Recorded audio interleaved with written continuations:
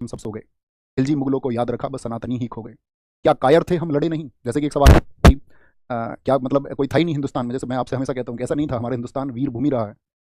कासिम के बाद में मैंने आपको बताया था कि हमने लगभग 300 वर्ष तक होल्ड करके रखा, गजनवी के टाइम से। गजनवी जब आया उस टाइम तक लड़ी हैं, हमारे हिंदुस्तान के वीर लड़े हैं।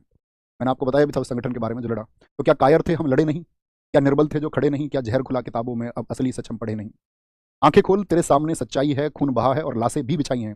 सनातन जिंदा क्यों? क्योंकि पुरखे कभी झुके नहीं। जौहर की लपटें इस बात की गवाही हैं।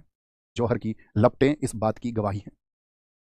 तो सुनो कहानी माँ पद्मिनी की, जिसने जौहर स्नान किया, आंख उठी जब खिलजी की, अपने शरीर को त्याग दिया। 1302 खिलजी निकला, मतलब 1303 पहुंचा तो 1302 निकला था वो आपका चित्तौड़ अभियान के लिए।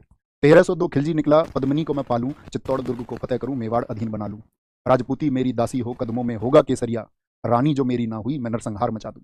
उस टिड्डी दल ने कूच किया और सिंह द्वार पर आधम के। तंद्राए सिंह भी गरज उठे, फिर एक लिंग की जय गूंजे। उस कुत्ते की क्या बिसात जो सिंही के संग सोना चाहता।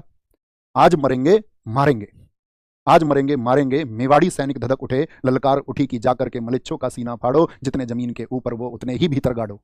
बजा युद्ध घोष, तलवार उठी, रावल के सैनिक टूट पड़े। घोड़े से घोड़े भिड़ गए और हाथी से हाथी उलझ पड़े। पेट के अंदर छुरा भौंका, अंतड़ियां झट से निकल बाहर, और हाथ कटा, आंखें धरती भी लहू लुढ़की।